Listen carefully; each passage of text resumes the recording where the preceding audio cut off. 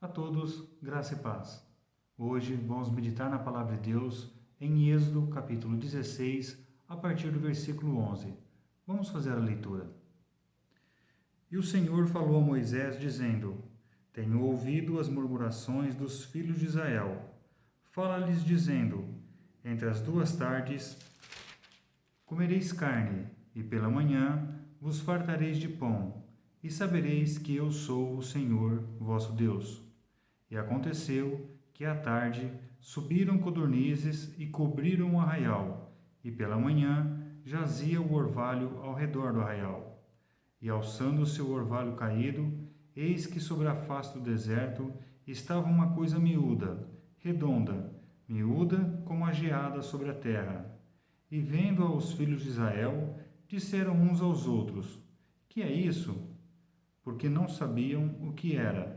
Disseram-lhe, pois, Moisés: Este é o pão que o Senhor vos deu a comer.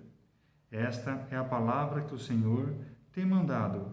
Colhei dele cada um conforme o que pode comer, um gomer por cabeça, segundo o número de vossas almas.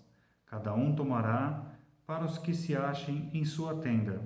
E os filhos de Israel fizeram assim, e colheram, uns mais, outros menos. Porém, medindo-o com o gomer, não sobrejava ao que lhe colhera muito, nem faltava ao que lhe colhera pouco. Cada um colheu tanto quanto podia comer. Este fato aconteceu logo depois que o povo saiu do Egito a caminho de Canaã, passando pelo deserto. Este povo havia pego alguns mantimentos e algum pouco de água para esta jornada. Porém, estes alimentos e estas águas já estavam se acabando, e o povo então de imediato começou a murmurar contra Deus. Só que este povo estava se esquecendo de quem era Deus e do poder que Deus tem, pois afinal de contas eles haviam testemunhado tudo aquilo que Deus fez por eles lá no Egito, com a intenção de libertá-los do faraó. Eles haviam se esquecido que Deus havia mandado 10 pragas para o povo do Egito. E nenhuma dessas pragas atingiu o povo de Deus. Eles haviam se esquecido que Deus havia aberto o Mar Vermelho para que eles passassem em segurança, não sendo alcançados pelo exército do faraó. Eles haviam esquecido que Deus estava com eles naquele deserto. Durante o dia era uma coluna de nuvem fazendo a proteção deles, e à noite era uma coluna de fogo iluminando o caminho deles, para que eles continuassem a caminhada durante o dia e durante a noite. Então Deus guardou eles, Deus protegeu tanto do calor durante o dia, quanto do frio durante a noite. Esta passagem que acabamos de ler, ela pode ser dividida em 3 partes. A primeira delas é com relação à autossuficiência de Deus para a nossa vida. Aquele povo no deserto experimentou ser alimentado por Deus através do maná. Quando Deus mandou o maná para aquele povo, Deus tinha mais do que um objetivo na vida deles. Não era só alimentar e matar a fome daquele povo. Não, Deus queria mostrar o quanto Deus era poderoso para poder suprir todas as necessidades diárias daquelas pessoas.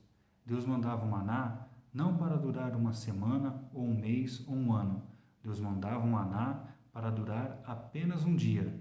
E fazendo dessa maneira, Deus proveu alimento para aquele povo durante 40 anos. Nenhum deles passou fome, nenhum deles passou sede. Deus providenciou tudo para com todos durante esses 40 anos. Assim é Deus na vida de cada um de nós. Deus está providenciando para a nossa vida o nosso maná diário, para que nós possamos ter o sustento necessário para vivermos aqui neste mundo. Muitas pessoas buscam a Deus com um intuito até que egoísta. Buscam a Deus não querendo o sustento diário que Ele pode dar para cada um de nós, mas buscam Deus para que Deus possa dar a elas um conforto financeiro ou econômico ou material para que elas possam viver felizes não apenas por um dia, mas para que elas possam ter um conforto que dure uma semana, um mês, um ano, 10 anos ou até mesmo uma vida inteira. Deus não está querendo te sustentar de uma vez só por toda a sua vida. Deus está querendo te sustentar por um dia após o outro. Desta maneira, Ele quer que você reconheça que Ele é totalmente supridor das suas necessidades. Ele quer que você se aproxime dele acreditando que ele vai suprir a sua necessidade. Ele quer que você se sinta dependente dele, porque é assim que Deus age na vida de cada um. Deus agiu assim na vida daquele povo lá no deserto. Todos os dias, Deus mandava um maná diário daquele povo. E não se esqueça disto, Deus vai suprir na sua vida todas as suas necessidades diárias. Agora vamos ler o que está escrito em 1 Timóteo capítulo 6, do versículo 7 ao versículo 11. Porque nada trouxemos para este mundo, e manifesto é que nada podemos levar dele. Tendo, porém, sustento e com que nos cobrirmos, estejamos com isto contentes. Mas os que querem ser ricos caem em tentação e em laço e em muitas concupiscências, loucas e nocivas, que submergem o homem na perdição e ruína, porque o amor ao dinheiro é a raiz de toda espécie de males. E nessa cobiça alguns se desviaram da fé e se traspassaram a si mesmos com muitas dores. Mas tu, ó homem de Deus, foge dessas coisas e segue a justiça, a piedade, a fé, o amor, a paciência e a mansidão. Com relação à riqueza, não é errado tê-las, pois afinal de contas, quando nós lemos a Bíblia, nós vemos que vários homens de Deus foram abençoados por Deus com riqueza. Foi o caso de Salomão e o caso de Jó. O problema está naquilo que está relatado aqui no versículo 9 e no versículo 10. Veja bem, versículo 9, mas os que querem ser ricos.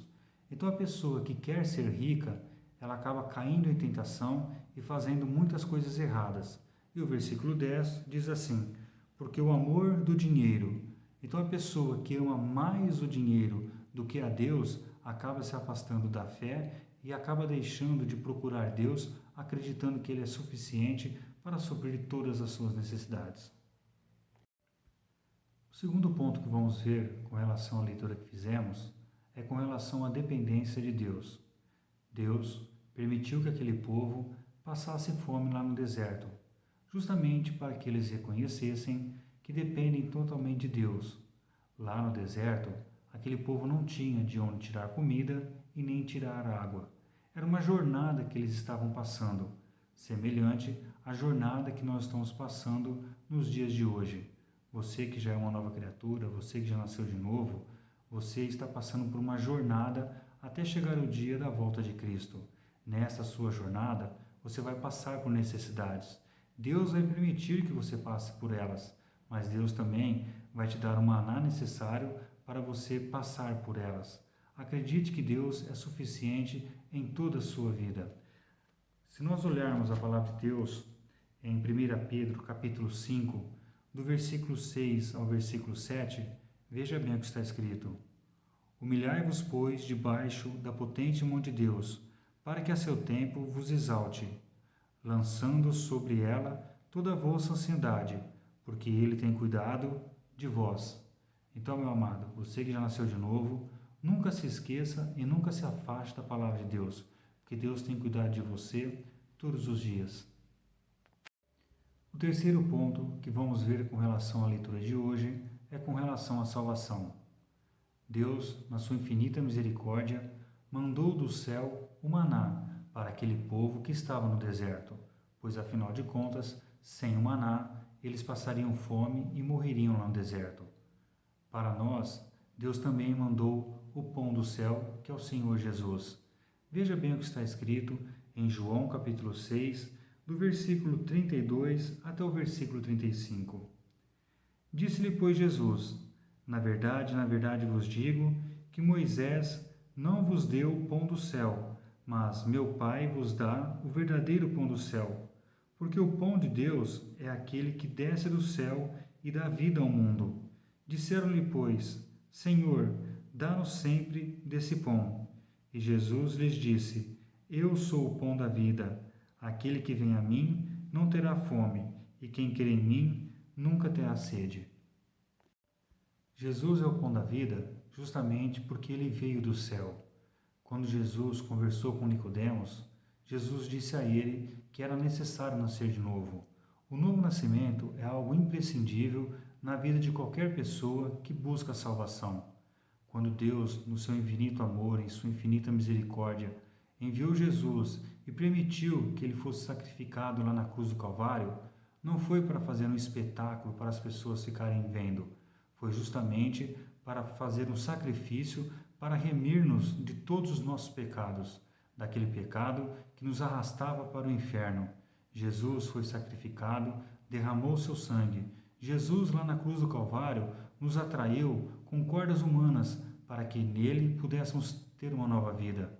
Quando fomos atraídos lá na cruz do Calvário, fomos atraídos juntamente com Cristo, fomos crucificados juntamente com Cristo, fomos ressuscitados juntamente com Cristo e Deus nos dá uma nova vida. Portanto, meus amados, não busque nas riquezas do mundo, não busque na sabedoria do mundo uma salvação, porque a única salvação que existe, ela está em Jesus Cristo e é através de nossa atração, crucificação, morte e ressurreição juntamente com Cristo que seremos transformados e regenerados para uma nova vida. Para concluirmos, a nossa vida é uma jornada aqui neste mundo. Durante nossa jornada, nós nos cansamos, pois afinal de contas temos fracassos e temos sucessos. Mas uma coisa é certa, nós devemos sempre caminhar juntamente com Deus, com Cristo e com o Espírito Santo, para que naqueles momentos de tristeza, Deus possa, através da sua santa palavra, nos dar o consolo necessário. Porque a nossa esperança não é para as coisas deste mundo, a nossa esperança é para as coisas futuras, juntamente para aquele lugar onde vamos viver na presença de Deus, de Jesus e do Espírito Santo. Certa vez, Jesus disse o seguinte, e está escrito em Mateus capítulo 4, versículo 4. Ele, porém, respondendo, disse, está escrito, nem só de pão viverá o homem, mas de toda palavra que sai da boca de Deus.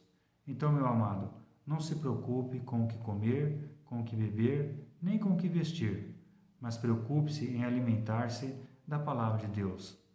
A todos, graça e paz.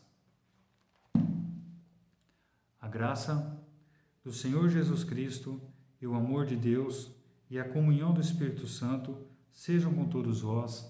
Amém.